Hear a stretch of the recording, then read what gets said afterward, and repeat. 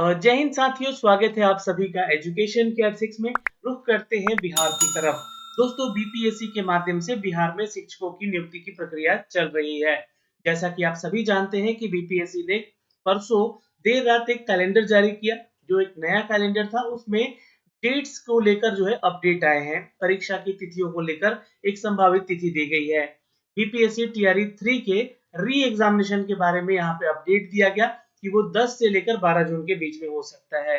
जैसा कि मैंने इसके ऊपर 2 वीडियो आपको बना के अपडेट भी किया, लेकिन ये ध्यान से समझने की कोशिश कीजिएगा कि ये जो परीक्षा की तिथि दी गई है, ये 10 से 12 री एग्जाम लिखा गया वहां पर। री एग्जाम यानी कि वो परीक्षा जो कि आपका स्थगित और रद्द कर दिया गया था पेपर लीक के चलते। तो जो परीक्षा कक्षा 1 से 8 तक का आपका हुआ था, वो रद्द हो गया था। उस बहाली की प्रक्रिया को जो है दोस्तों यहाँ पर री एग्जाम 10 से 12 जून को किया जाएगा।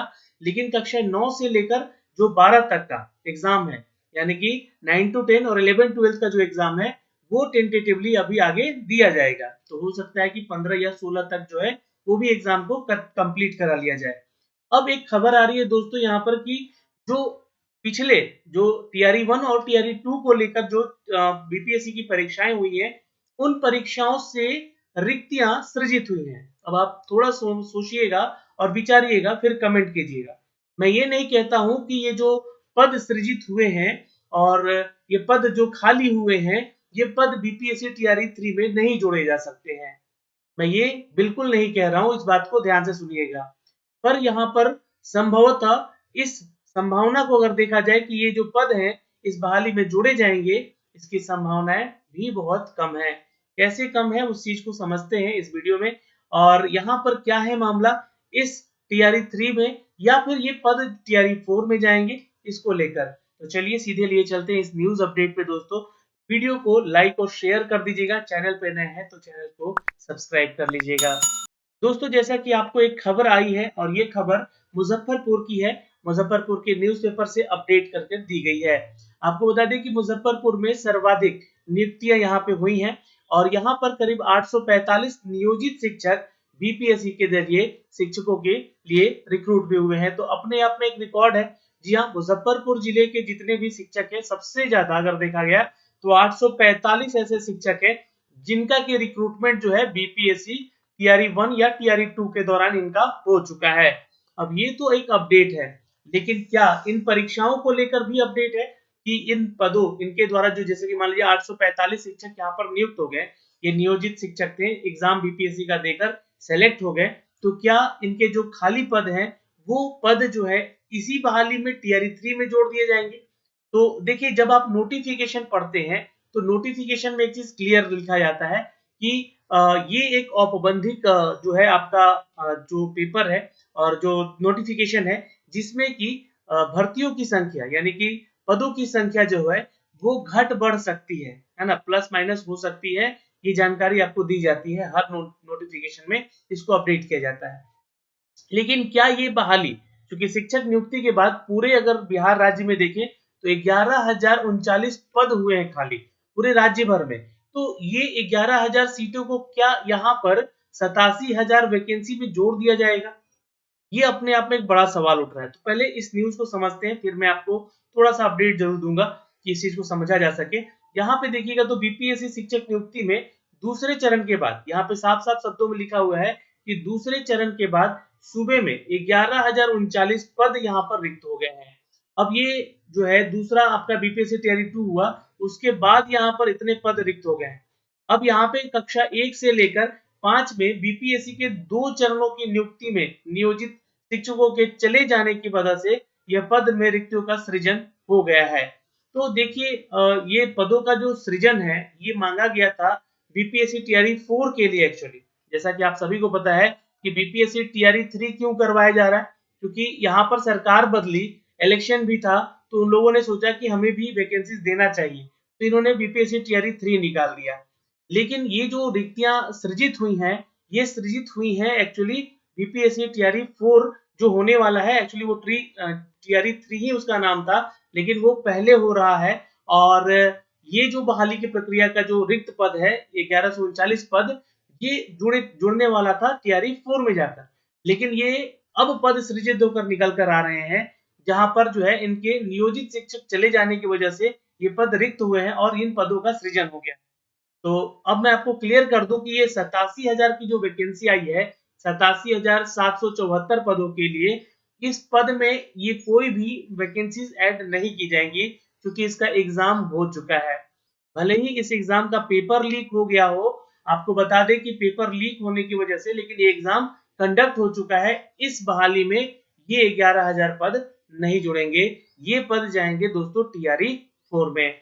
ठीक है, मुजफ्फरपुर में सबसे अधिक रिक्तियां हैं, यहाँ पर 845 नियोजित शिक्षक बीपीएससी से नियुक्त हुए हैं, और ये 845 शिक्षक सबसे ज्यादा बताया जा रहा है कि जिस जिले में इतने ज्यादा शिक्षक जो हैं बीपीएससी टीआरई 1 और टीआरई 2 के दौरान एग्जाम देकर चले गए हैं, और ये इनके पद भी रिक्त हुए हैं। वहीं 685 रिक्तियां जो है एक दूसरे के नंबर पे है, जो कि समस्तीपुर जिले का है। वहीं 656 पद जो है तीसरे नंबर पे दरभंगा जिले का है। तो ये तीनों जिला टॉप पे है ना, मुजफ्फरपुर, समस्तीपुर और दरभंगा।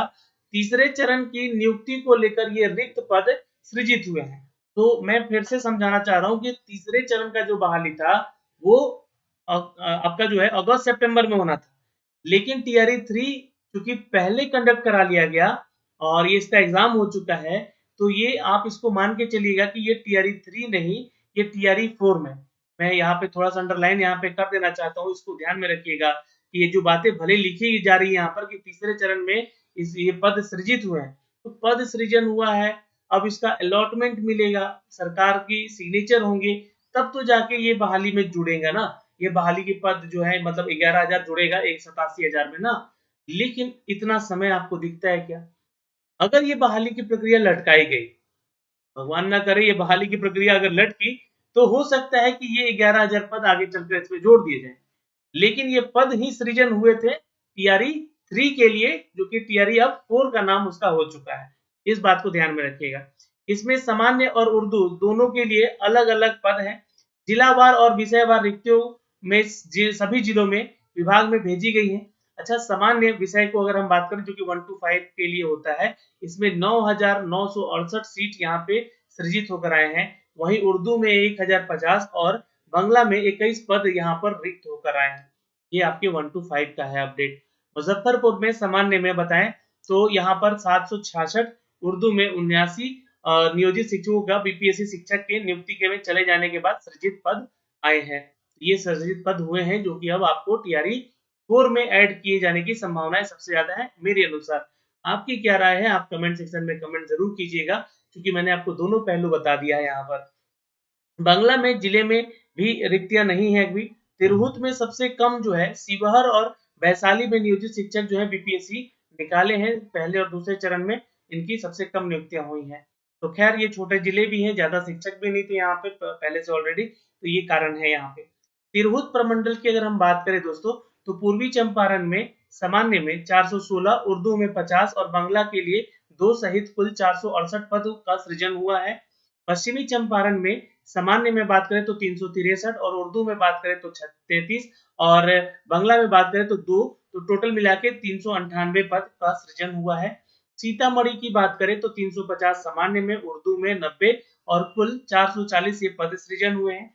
शिवहर की बात करें तो 37 आपका सामान्य में और उर्दू में एक सहित कुल 38 पदों का सृजन हुआ है, मतलब कि टोटल 38 हो गया।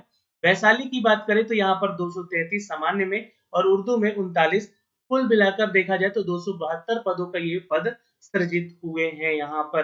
तो दोस्तों मैं फिर से आपको एक चीज याद दिला दूं कि ये 11,039 पद रिक्त हुए हैं, सृजित हुए हैं टीआरई 3 के लिए, जो टीआरई 3 अगस्त सितंबर में होने वाला था।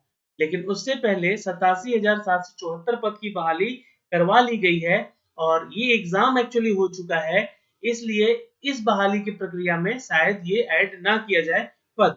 लेकिन एक नोटिफिकेशन में लाइन और लिखा जाता है कि घट बढ़ सकती है बहाली की प्रक्रियाएं, मतलब कि घटाई जा सकती है या बढ़ाई भी जा सकती हैं, ये सरकार के ऊपर डिपेंड करता है, आयोग के ऊपर डिपेंड करता है।